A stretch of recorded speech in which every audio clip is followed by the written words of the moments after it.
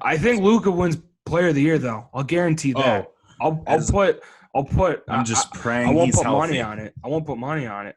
Oh, stop. He's I'm made of like praying he's healthy. titanium and everything.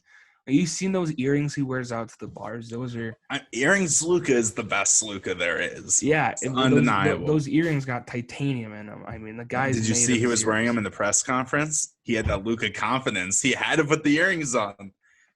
Earrings Luca was making a big comeback this year. Now my question is, do the earrings get bigger as he gets better? Yes. No, definitely. And or I can't jump the gun on that because maybe the earrings are just a way to compensate. Like, let's say Luka shoots 3 for 12, goes 5 for 9 from the line. Maybe he's wearing bigger earrings out because, he didn't do so hot that he's got to compensate and be like, I'm still Luka. Like, it doesn't matter that I didn't shoot the ball well. You see these rocks?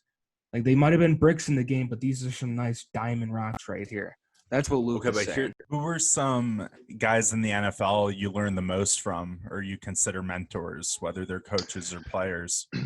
Yeah, man, there's a lot of great people that I was around. Kind of off the bat, the room that sticks out a lot is it's my third year. So I had 2 years in Kansas City, and then my third year there was a regime change, and that's when Andy Reid came in.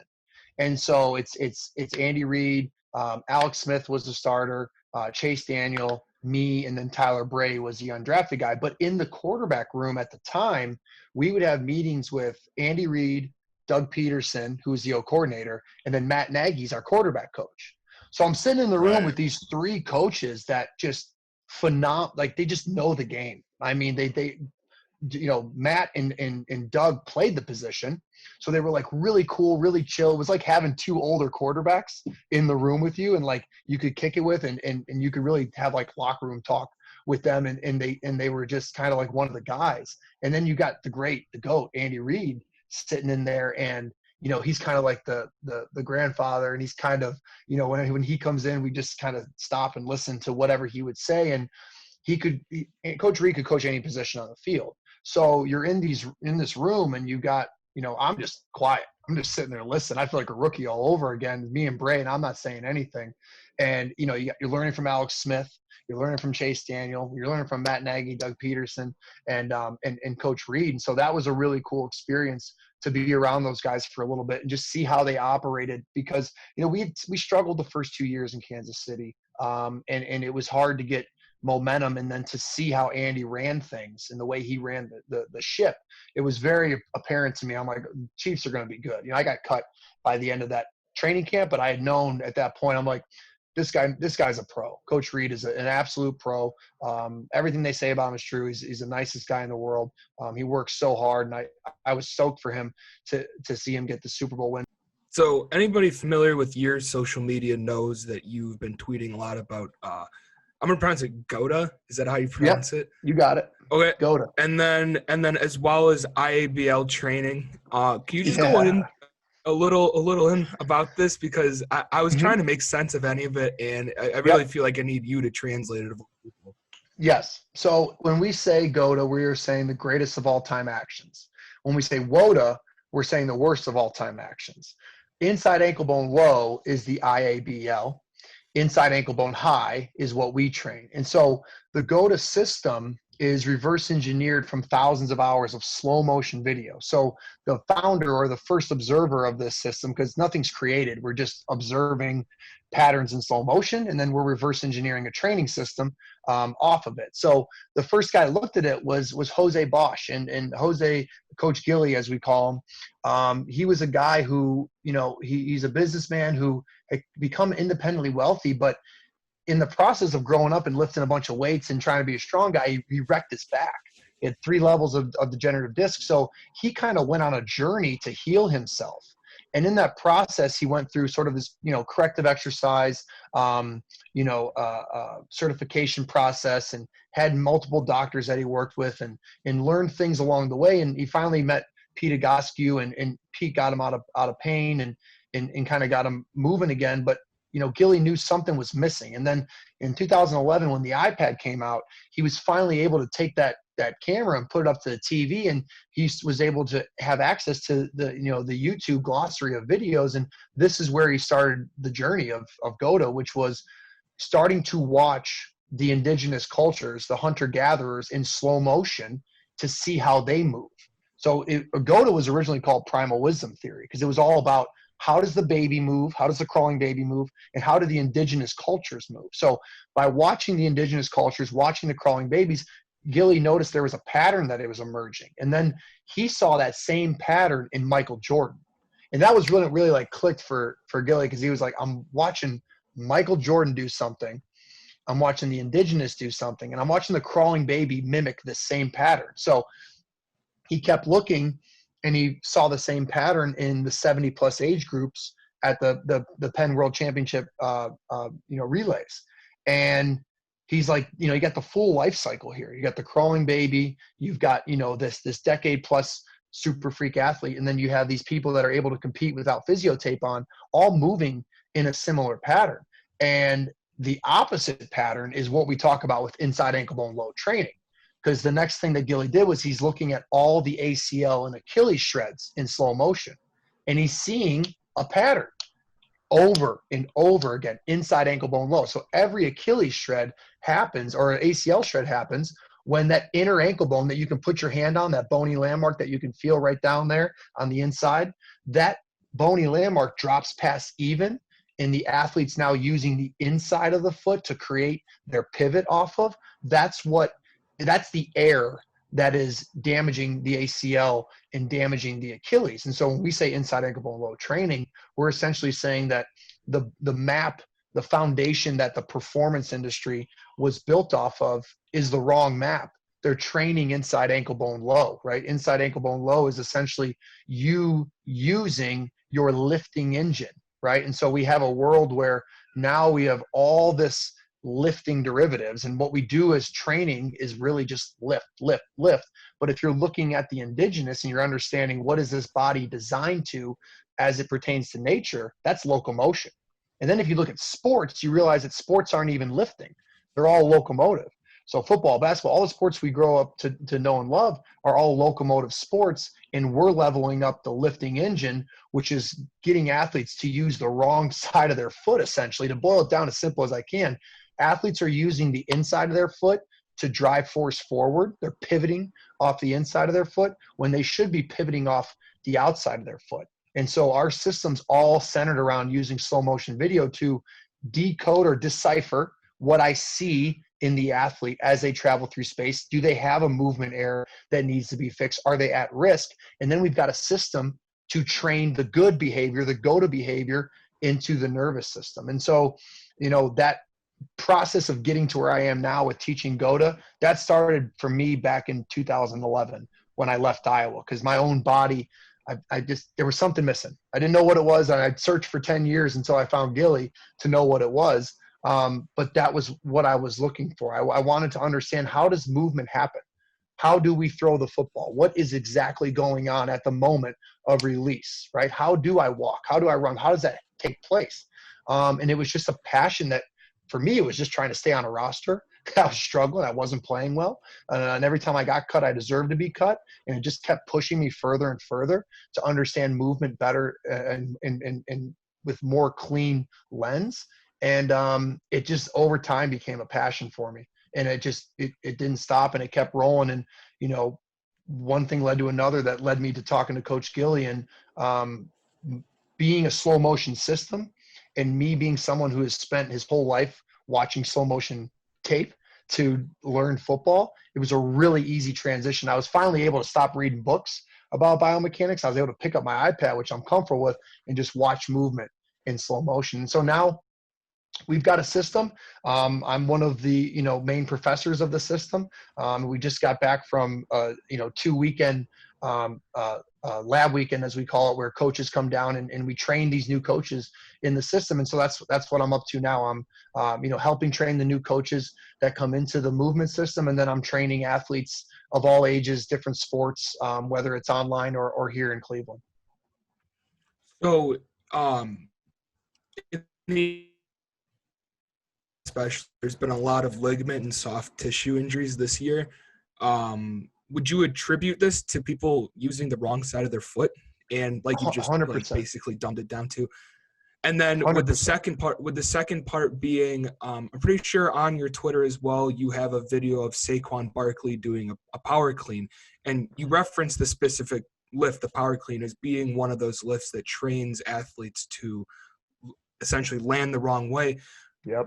When is there going to be a change in how these athletes train? Because me personally, growing up when I was in football, a lot of people think of the power clean as a really explosive workout that can help you move momentum in one direction, while in reality it's harming you in the long run. Where do you see the change taking place, if any, in the future? Yeah, you look at the NFL and what's happened this season, and I am not surprised in the slightest. Me, Gary, and Gilly and Cody, we were talking about this before the season started, because if you look at how things have been set up with really no OTAs, these athletes are spending more time with their WOTA coach, their trainer, their elite trainer in the off season. And we know what these guys do. We see it. It's all over Instagram and Twitter. It's all the lifting engine derivatives. It's all this fake blueprint that they came up with from studying cadavers. A lot of the stuff that they tell you with movement of keep your spine straight, hold neutral, triple flexion extension, tripod foot.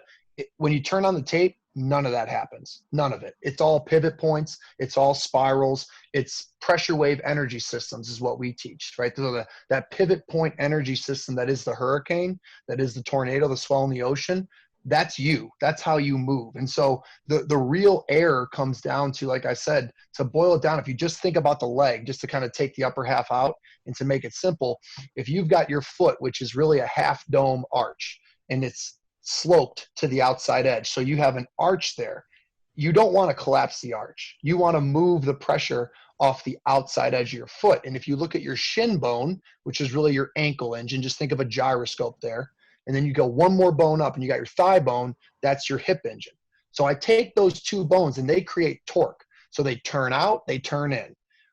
The big error is this: people are collapsing the arch and they're using the inside corner of the foot, the big toe corner, to create this pressure wave. So they're starting with the shin and the thigh inward, and then they try to snap the thigh and the shin out, which is exactly the process of a deadlift, of a power clean, a hang clean. Anytime you pull from the ground, pull from the thigh, or you do a heavy drive out of the hole, anytime you engage the lifting engine, you train the nervous system to use that pattern when it's time for max neural drive. So you have these athletes, when you go watch Saquon Barkley's tear or Joey Bosa's tear, they put the inside of their foot into the ground with the shin and the thigh turned in. And then on a contact scenario, they get pushed and the inside of the foot is stuck. So that shin bone's stuck, but the thigh bone keeps going out, and that's shredding the people's knees. So it's shredding their knees in a contact scenario, or it's shredding their knees in a non-contact scenario, which is somebody puts their foot in the ground on the inside edge, the shin and the thigh are turned in. They try to turn the shin and the thigh out, but because they're on the wrong side of the foot and they collapse that arch, the shin gets stuck, but the hip keeps going. And so the fundamental error is you're in a body that's default iOS is forward drive. Like your eyes are in front for a reason. You're going forward, right? The glute is the biggest muscle in the body because it's on the backside and you're driving force forward. It's like a rear wheel drive propulsion system. So we are built to locomote. Locomotion is inside ankle bone high. If you think of my wrist bone here as the inner ankle bone, I don't want to be dropped down low. I want to be inside ankle bone high. If you put your hands on the ground, you want to be inside wrist bone high. You don't want to put the pressure to your index and your thumb. It's the same concept at your foot level. So we want to be the opposite of the lifting engine as we go to run on the football field, basketball court, tennis, it doesn't matter. I want my inside ankle bone high, and I want that shin bone and thigh bone to turn out as I'm landing. That protects me from the ACL shred. Now I can take that thigh bone and shin bone and turn them in. And when I start out and then move in, I'm safe. What pushes you and drives you? The love for the game. Obviously it's been with me since 15 years now. It's my life. I am Leah with golf, and golf is Leah. Like there's no Leah without golf right now. So it's just my sport, and what drives me is holding a trophy by the end of the day, is holding a major championship trophy, and I want to be number one player in the world. I want to compete against the best, and I want to hold that trophy at the one of the day, and I want to inspire others. I want to be that girl that was like, oh, she had a lot of bad stretches, but she came out stronger, and she did it, and she worked hard every single day, and that's what drives me. I want to be inspiring others to work harder every day and to have the same dreams. And also, like when I work with kids back home, it's just like, yeah, it's fun and it's really, really hard sometimes, but it's all worth it in the end if you really want it. And it's just a love for the game and just trying to, yeah, I'm just trying to win and be the best version of myself every day. One thing I want to touch on is you talked about the 2013 trade, and you also talked about the Nets currently with Dinwiddie and those guys. One thing that I do know about the trade, or something I've read in the past, is it was almost like 3 different trades in one. Right. So what were those negotiations like? And were you looking at any other teams in acquiring other veteran players, or were Pierce and KG kind of those guys that you were only focusing on? Well, it's funny. So the Pierce, it was really started only as Paul Pierce when you look back on it, and those discussions started around the trade deadline of 2013, and then nothing really manifested, and then we had suffered a really tough series loss to Chicago in 7 games, and in hindsight, Joe Johnson had plantar fasciitis and was playing injured. Brooke broke his foot in game 4 in that triple overtime game. I know Chicago had a bunch of guys out hurt also, and we probably thought we were a lot better than what we were, and we didn't probably take a big picture approach. The Pierce trade, the Boston trade, started as Pierce in I guess early June, and then Garnett didn't really get involved until probably 3 days before the draft when Doc Rivers left to go to the Clippers. That's really how that kind of started. And the thinking was that with those 2 guys that we would be championship level in 2013-14. We'd have a playoff team for 2 years in 14, 15, 15, 16. And then when the cap spiked in 2016 from TV revenue, we'd be sitting with $70 million in cap space to basically rework our lineup. And in hindsight, we never gave ourselves a safety net. Transitioning after your time with the Nets, you began your opportunity with ESPN. How did that come about, and what was that transition like for you, and what did you bring from your front office experience that has helped you in your analyst role now? Well, I never thought I'd be in the media, to tell you the truth. My transition was that my contract wasn't, or my option wasn't picked up in May of 2015.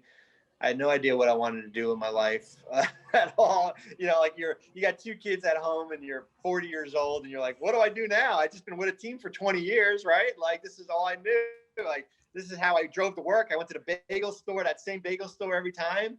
And then it's funny. My first break that I got was from Mark Stein, right? And it was around the draft of 2015. And I remember texting a lot of people, and I said to Mark, hey, if ESPN needs me, he needs anything around the draft, free agency, I'm a 2-hour drive. I'll drive up there. And he, about an hour later, said, hey, they want you for TV. Have you ever done TV? I was like, no, but I'll figure it out, So I went up there and right before the draft, and I did Sports Center. Never done TV before, ever. Live TV, Sports Center. Producer comes on and says, look the person in the eye and, have a conversation, right? And did like 6 different segments, and then got a call back about 2 right before free agency, and did another segment, did a bunch of segments. And then I was like, well, this is pretty neat, right? Like, this might lead into something. And then right before free agency started, I figured, like, you know what? I never had gone on Twitter before or social media.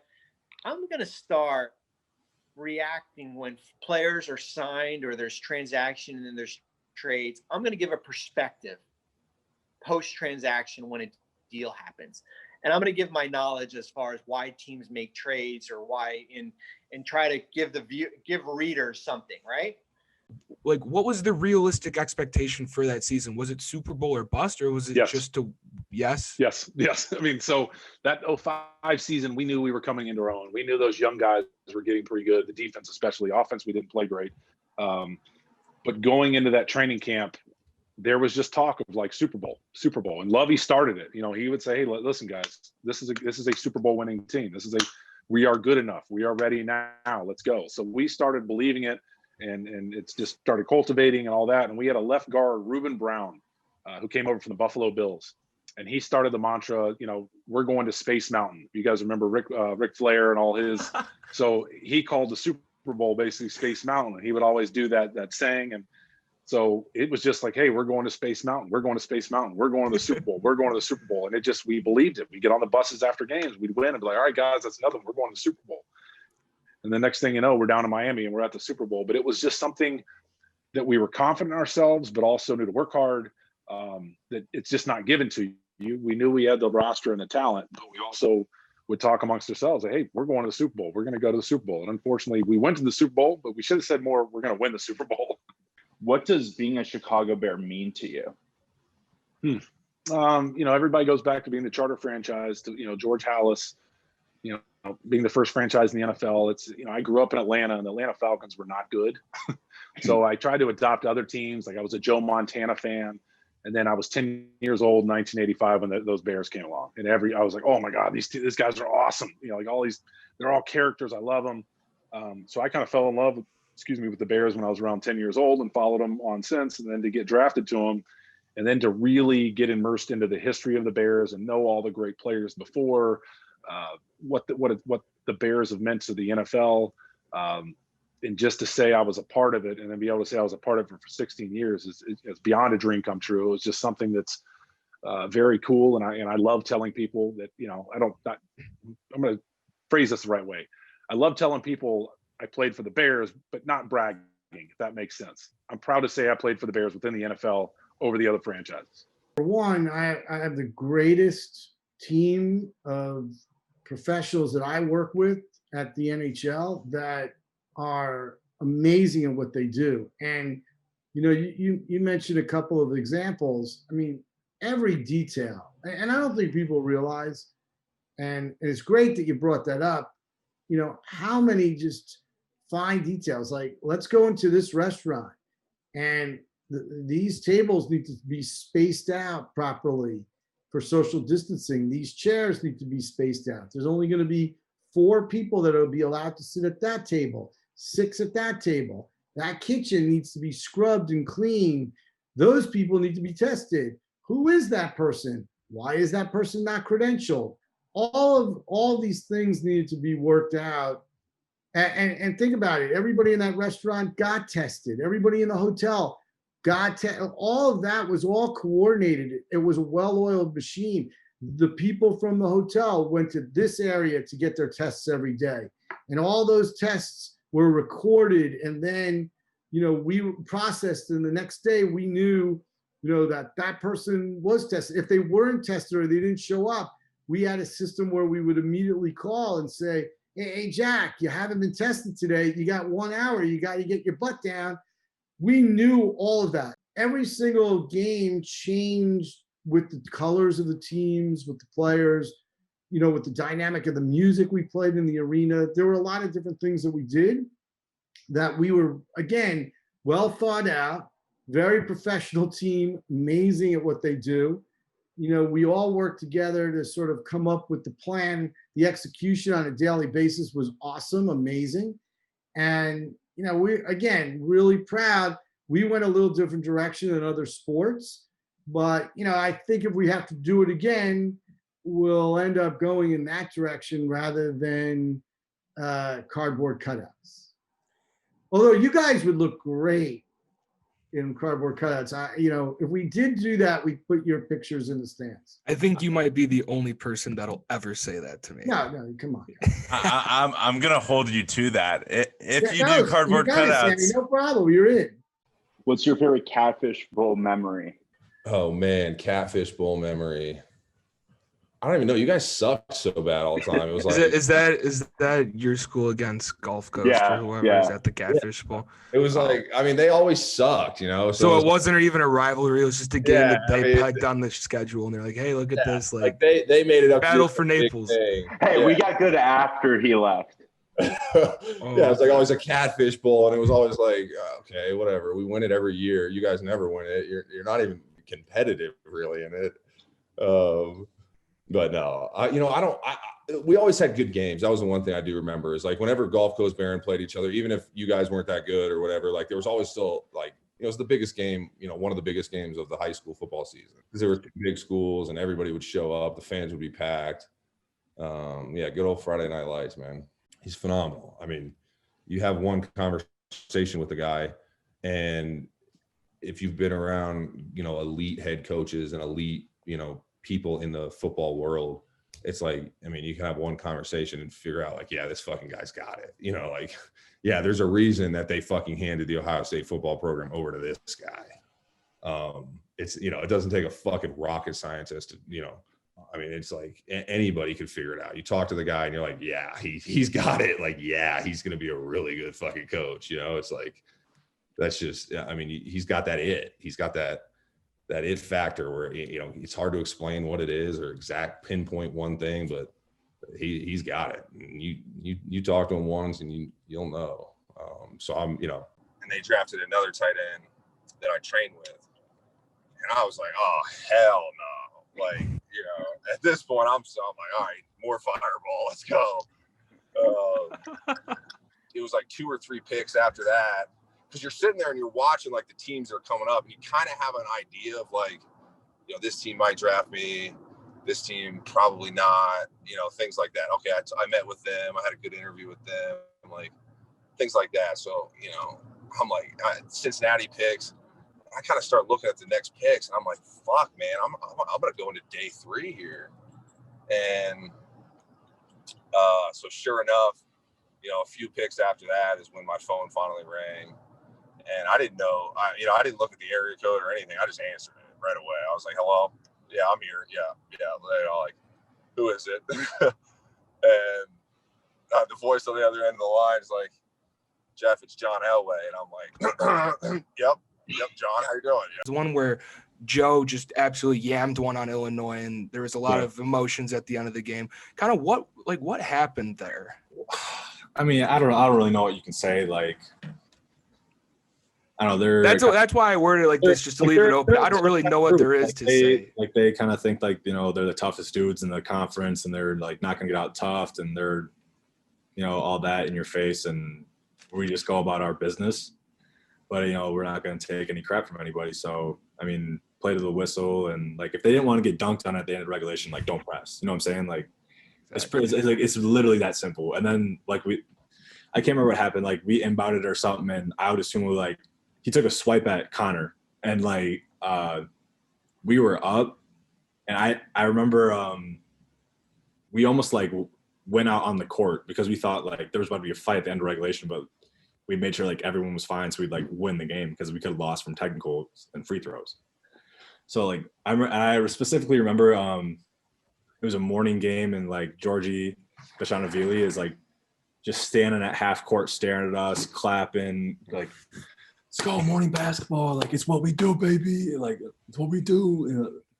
And we were just like looking at him like, yo, like this is not going how you think it's going to go. Well, all right, I'm going to start off by saying like we're pretty similar players. And I think that really helped us playing against each other because it made us both change our games a little bit, where his was push more and just became super block dominant.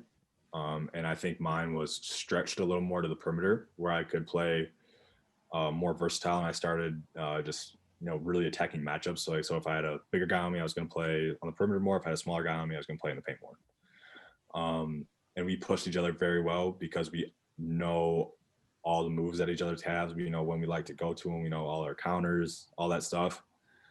And so it really made both of us just better because we had to go against someone who knew all of our stuff every day. As far as the 3-point contest goes, he's going to say him, I'm going to say me. But there was one day we were both working out for David Nurse, an NBA shooting coach, and he was running a camp here in Sioux City, Iowa. And so we went down there and we both worked out for him. And we were both just shooting, nuts. I want to say he got the better of me in most of the drills, but in one of the drills I had like just an unreal time. So we both can I'd say he's probably a little more consistent. I'm a little more streaky, but yeah, we definitely have some good back and forth. I appreciated that he cared so much about winning and losing, because there are a lot of Major League Baseball owners and just sports owners in general that will not do everything possible to win. It might be more about generating revenue and making money. And Mr. Steinbrenner certainly was able to make money with the Yankees, but he would spend money in order to win, because winning was a top priority at all times. And when you work in baseball operations, all you can ask for is an owner who will give you the chance to go out and sign the best players, to trade for the best players. And so we always had a competitive advantage, because in our conference rooms, like during the off season, every possible free agent's name could be on the board. And I always thought about, man, if you're in the Minnesota Twins front office or another lower budget team, half of these players, they can't even talk about it. In some jobs, you would look at the people ahead of you and say, oh, if I put in a little more time, things will ease up a little bit. I'll be able to achieve a different type of lifestyle. But the people that I worked with, that was just the way of life, and everybody lived that way. And there was no next level. I mean, Brian Cashman, everybody works that way. And that's not just the Yankees. The Yankees took it to another level, believe me. To give you one example of how we took it to another level, it's pretty much industry-wide tradition that Major League Baseball teams close their offices from about Christmas Eve until New Year's Day. And every year there's a listserv within Major League Baseball offices where the commissioner's office can circulate messages from team to team. And so if the Yankees have to put out an announcement that other teams need to know, it can be circulated on that communication system. And so as we would get into the month of December every year, messages would go around from every team about when their offices were going to be closed and what the contact information would be for their general manager, their assistant general manager, the people that if you absolutely have to contact the Oakland A's, here's the numbers to reach the baseball ops guys. So the Mr. Steinbrenner always had a policy, we are never shutting down. And so he took it as a source of pride that all of the other teams in baseball had to take time off, but the Yankees never rest. I gotta ask, if we're speaking on being the villain, is that kind of what inspired the blowing of the kiss last year? Yeah. Well, I don't know if I've actually told anyone this story.